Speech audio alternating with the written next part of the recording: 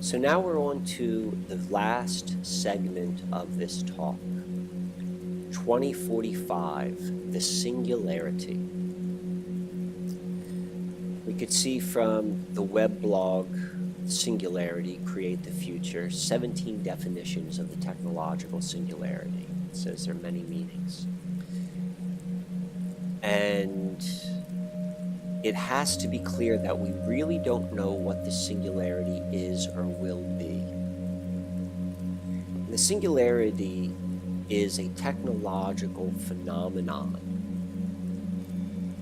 but we don't know what it is. And there are many different people talk about it in different ways, and some of them are similar and some of them are different. They all have to do with technology and the human experience and a major, major change. But no one agrees to exactly what or where that is. And I'm going to suggest, because the singularity represents a threshold, it represents when something happens between humanity and technology, something where we can't turn back. And what that is the conclusion of where the information age is taking us, which is to whatever the next age will be. And what we're seeing, us who are alive during this time, is we're seeing the number of changes happening faster and faster. This is known as a quickening. There's never been a day in your life, particularly if you were born after 1945, that you have not been part of it. All that is new is waking up to the fact of what is happening behind the scenes. So let's continue with the singularity. Dr. John von Neumann was the first to use the term singularity in a technological context, and he was a brilliant mathematician, inventor, and computer scientist. He died in 1957. And Dr. John von Neumann is known to have played a key role in the development of ENIAC. So now we have this one individual who we can connect the two endpoints, ENIAC and the singularity. Now look at his name, John von Neumann, John the New Man. For what is also part of this transition which we're moving to is that of a new species of being. And what that will be, I don't know. There are certainly some clues, but undoubtedly, we are changing. And the Homo sapien of our great-great-grandparents will be entirely different of the human being in the future. Or at least that's the path we're on. So the singularity is a concept, or the technological singularity in specific is a concept that we know has been around since at least the 50s.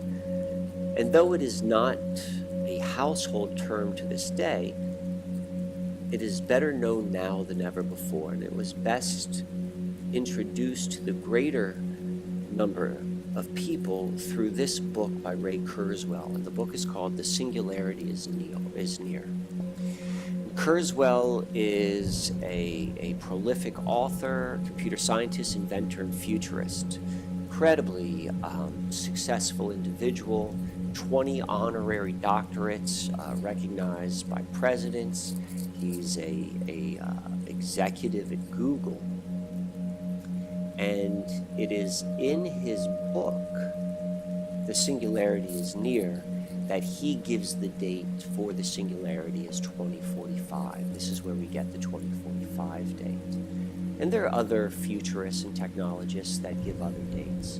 But the reason why we give the 2045 date more weight is because it comes from Kurzweil, who is the symbolic spokesperson for transhumanism and the singularity in general, just by the breadth of his voice.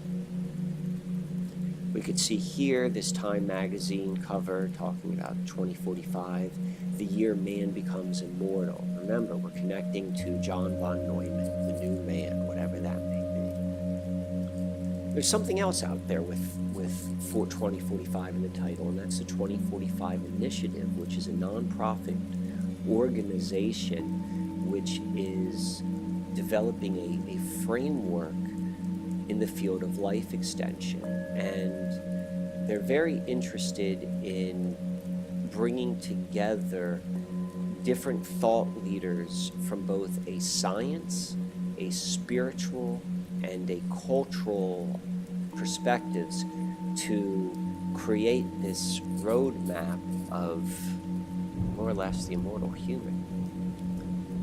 Now, this is the guy who is the founder of it, a Russian entrepreneur and billionaire. I've done some research on him and basically found very little. But nonetheless, you can find a lot about this organization, and it has backing from some pretty big names in the technology industry. I could see here a picture of him with the Dalai Lama. And what they're holding is this poster, and it is of the milestones on the road mark, and they're calling it Avatar A, B, C, and D. And D is the conclusion. So moving through these time periods, this is where they see everything going and where they want to direct that traffic, if you will. And Avatar B is where our consciousness, our experience, is that of a hologram. So it's in Avatar A that we put our consciousness in a robot or a three-dimensional body in time and space. But the future which these individuals see is it will make more sense to be ghost-like than it would be to be material. Nonetheless, we have seen this idea once before. So, Singularity University is a Silicon Valley think tank, and it was founded by Kurzweil and another gentleman. And its purpose is to bring together senior leaders in business and government and nonprofit sectors and expose to them the different types of technologies which are coming, and by working with leaders across different fields, one, it gets people on the same page in terms of what is coming, and then two, it allows for a lot of what's known as cross-pollination, where different people in different areas who normally would not be interacting can interact and share thoughts and ideas in a non-political and safe space.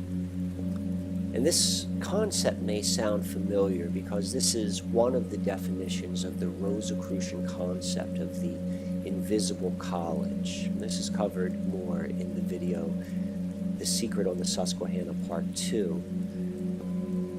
But the point I want to make here is how even as we're talking about the future and technology, there's still an underlying connection with Rosicrucianism, albeit indirect at best. But let's continue with this thread. So we began this talking about John Dee and Francis Bacon, who were associated with the Rosicrucian movement, and this is in the late 1500s and early 1600s. And nowadays, there are numerous Rosicrucian organizations, and they all claim to be the authentic and connection to the original Rosicrucians. Whether they are or aren't, I do not know. But the largest, as it relates to membership, probably finances, and influence, is known as AMORC, or the Ancient and Mystical Order of the Rosy Cross. Here we can see some pictures of their properties. This here is their Egyptian museum. I believe that it is the largest collection of ancient Egyptian artifacts outside of Cairo. Here's a picture of the Grand Temple. Here's the planetarium. The reason why I'm showing this to you is to demonstrate that this is, at least as it relates to physical assets, this is a very legitimate organization. And their address is in San Jose, California. And we're just talking about the Singularity University and its concept, at least, or its connection, at least conceptually, to the Rosicrucian idea of the Invisible College. And we see Singularity University is located in Moffett Field, California. So let's see how these two connect. Here is the address or location of Singularity University. And 5 miles as the crow flies, we find the AMWORK headquarters. So no matter how we look at it, there's always this connection with this Rosicrucian organization, which was so interested in a worldwide reformation and a revolution of human consciousness. We're seeing that hiding behind all things technological. So let's return to this original painting. So it was painted in 1913, and relatively recently the painting was placed under, I'm assuming, an X-ray, but they found some interesting images beneath the most outer layer of paint. And what we can see here is a ring of skulls.